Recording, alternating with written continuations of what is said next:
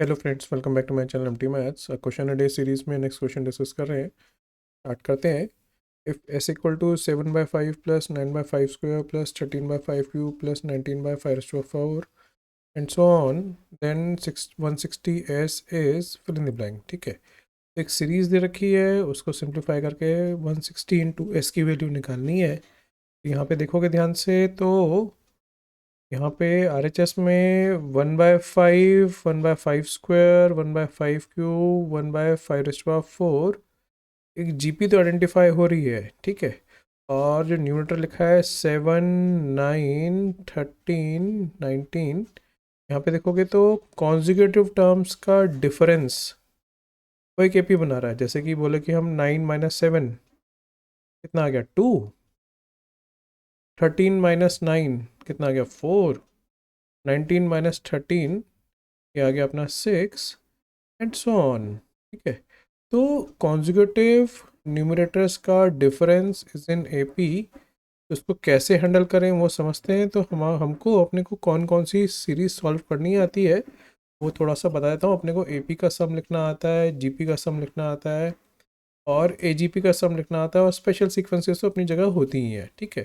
तो यहाँ पे जीपी तो चल रही है और साथ में न्यूमरेटर में कॉन्जिक्यूटिव टर्म्स का डिफरेंस वो एपी है। तो अगर हम इसको एपी में कन्वर्ट करके ले गए, मतलब 2, 4, 6 वाली फॉर्म में कन्वर्ट करके ले गए, तो ये एपी इंटू जीपी, जिसको हम एजीपी बोलते हैं, वो आ जाएगी। तो हम इजीली एजीपी का सम निकाल पाएंगे। ठीक है, तो हमारा फोकस है इसको एजीपी में कन्वर्ट करना। इस एस को दोबारा लिख लेता हूँ। 7/5 plus 9/5 square plus 13/5 cube plus 19/5 till infinity. ठीक है, अब इन टाइप्स की सीरीज़ को सॉल्व करने का तरीका होता है कि जो जीपी की कॉमन रेशो है, जीपी का कॉमन रेशो क्या है, रफ वर्क में अगर जीपी लिखूँ, जीपी है ये 1/5 स्क्वायर, 1/5, 1/5 स्क्वायर, 1/5 क्यूब, ये जीपी है। तो इसका कॉमन रेशियो कितना है 1/5। तो हम क्या करते हैं, दोनों तरफ कॉमन रेशियो ऑफ जीपी से मल्टीप्लाई करते हैं। बोले तो 1/5 से मल्टीप्लाई करेंगे, इससे दोनों तरफ मल्टीप्लाई करेंगे तो एल बन जाएगा S/5।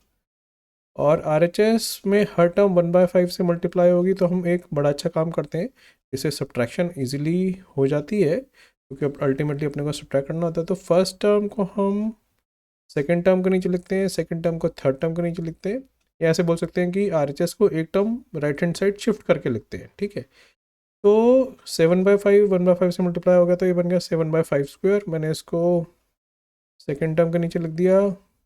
ये 1/5 से मल्टीप्लाई होगा, इसको मैं लिख दूंगा 9/5 क्यूब, और ये मल्टीप्लाई होगा 1/5 से, तो बन जाएगा 13/5 एंड सो ऑन। तो इससे क्या होता है, अपने को इन दोनों सीरीज़ को सब्ट्रैक्ट करना आसान दिखता है। तो हम नेक्स्ट स्टेप में इन दोनों सीरीज़ को सब्ट्रैक्ट कर देंगे।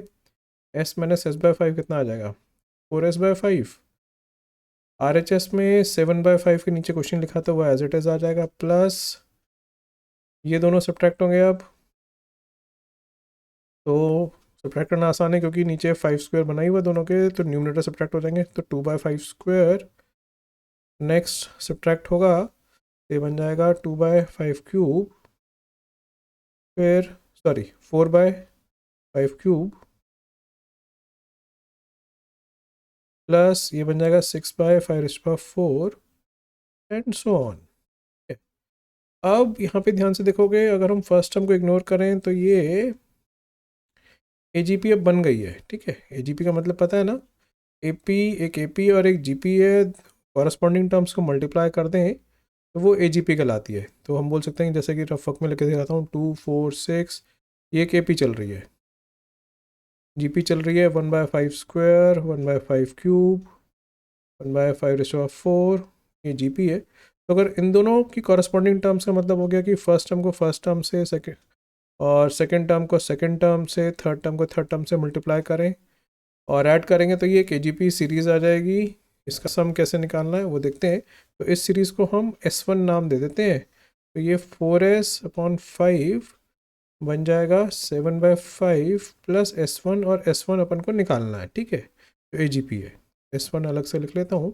तो 2/5 square plus 4/5 cube plus 6/5⁴ and so on.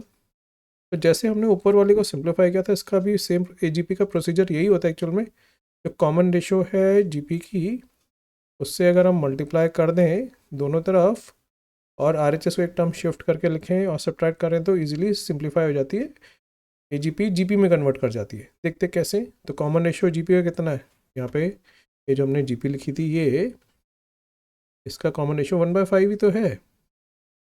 तो दोनों तरफ 1/5 से मल्टीप्लाई करना है, तो ये बन जाएगा S1/5 इज इक्वल टू, और RHS को एक टर्म शिफ्ट करके लिखना है, बोले तो फर्स्ट टर्म सेकंड टर्म के नीचे लिखनी है, तो ये बन जाएगा 2/5 क्यूब, ये 1/5 से मल्टीप्लाई होगा तो बन जाएगा 4/5⁴ एंड सो ऑन।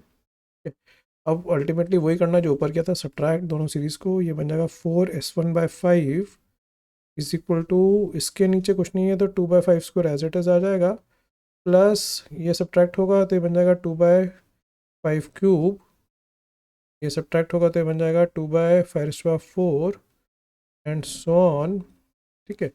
अब 2/5² तो कॉमन आ गया है, ब्रैकेट बन जाएगा 1 + 1/5 + 1/5² टिल इन्फिनिटी। तो देखोगे ये एक सिंपल जीपी में कन्वर्ट कर गई है, जिसका सम टिल इन्फिनिट टर्म्स अपने को लिखना आता है नहीं। ये बन जाएगा 2/5², और sum of GP having infinite terms का फॉर्मूला होता है A/1 - R, first term upon 1 - common ratio. तो फर्स्ट टर्म 1 है, कॉमन रेशो 1/5 है, तो कुछ ऐसा बन जाएगा। सिंप्लीफाई करते हैं तो 2/5², 5 पहुँच गया ऊपर और नीचे आ गया 4, ये कैंसिल हो गया, ये आ गया 2 और ये आ गया 5, तो ये कितना आ गया 1/10। तो किसकी वैल्यू आई है, 4S1/5 की वैल्यू आई है। यहाँ से हम S1 इजीली निकाल सकते हैं, तो S1 4S1/5 दोबारा से लिख लेते हैं, कितना है 1/10, ये कैंसिल करके आ जाएगा 2, S1 आ गया 1/8। तो क्वेश्चन ऑलमोस्ट सॉल्व हो चुका है, कैलकुलेशन पार्ट बचा है बस। तो हम वापस ऊपर आते हैं, तो हम यहाँ पे छोड़ चुके थे S को, तो 4S/5 = 7/5 + S1 लिख लेते हैं। 4S/5 इज इक्वल टू, दोबारा देख लें, 7/5 + S1, 7/5 + S1। S1 हमने कितना निकाला है 1/8, एलसीएम ले लेते हैं, 40 आ जाएगा, इधर आ जाएगा 8 × 7 56 + 5 कितना आ गया 61/40। ये इंपॉर्टेंट पॉइंट है, किसकी वैल्यू आई है, एस की नहीं आई है, 4S/5 की आई है। ठीक है, जल्दबाजी में कई बच्चे इसको एस की वैल्यू लिख देते हैं, तो ये बन जाएगा S = 61/40 × 5/4, तो ये आ जाएगा 8, तो एस की वैल्यू तैयार हो गई है 61/32। अपने को क्वेश्चन में 160S निकालना था, ये आ जाएगा 160 × 61/32, ये कट गया, ये आ जाएगा 5, ये बन जाएगा 5 और ये आ जाएगा 5 × 6 = 30। ठीक है, तो 305 अपना आंसर आ गया।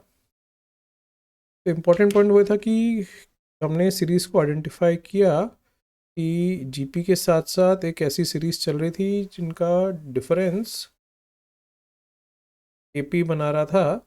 तो हमने पहले वो डिफरेंस क्रिएट किया, जिससे वो एपी इंटू जीपी बोले तो एजीपी में कन्वर्ट कर गई।